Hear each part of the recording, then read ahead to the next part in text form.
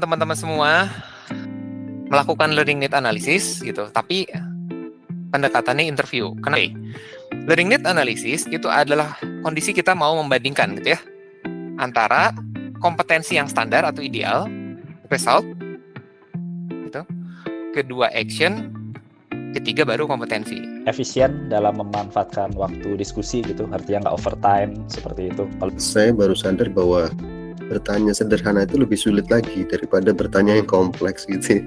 Nah tadi itu udah dijelasin tuh si ideal standarnya mulai dari result, action sampai kompetensi, kompetensi. Kita nanya ke user atau klien gitu mengenai indikator apa yang ingin dilihat gitu, apakah itu bolehkah atau wajarkah gitu. Sebisa mungkin pertanyaannya itu dekat sama dia.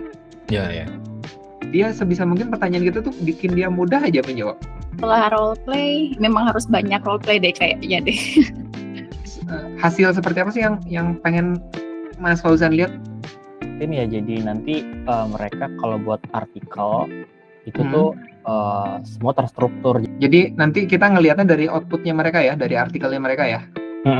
Itu kita udah dapetin hasil survei, sama kita juga udah dapetin istilahnya performance-nya dari pesertanya kita.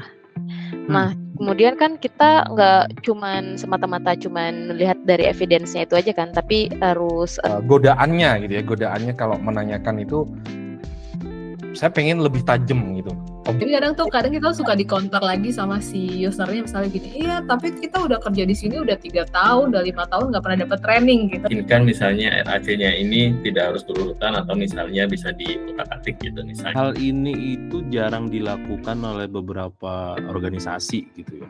Kadang mereka menentukan, ya udah tim ini butuh ini, tim ini butuh ini, tim ini butuh ini, tim butuh ini gitu. Padahal nggak pas sebenarnya. Butuh memang interview dengan si SME tersebut, karena SME tersebut juga nggak tahu kebutuhannya timnya kayak apa. Itu perlu, makanya teman-teman di sini juga memang sedikit ya, tapi itu dapatnya itu lebih banyak gitu. Jadi di pertengahan tahun untuk tahun depan untuk membuat annual training program itu ini harus langsung dijalanin nih, harus gaspol nih pertengahan tahun, karena interview itu pasti banyak. Tapi dengan interview ini kita bisa dapat annual training program itu bisa 3 tahun ke depan.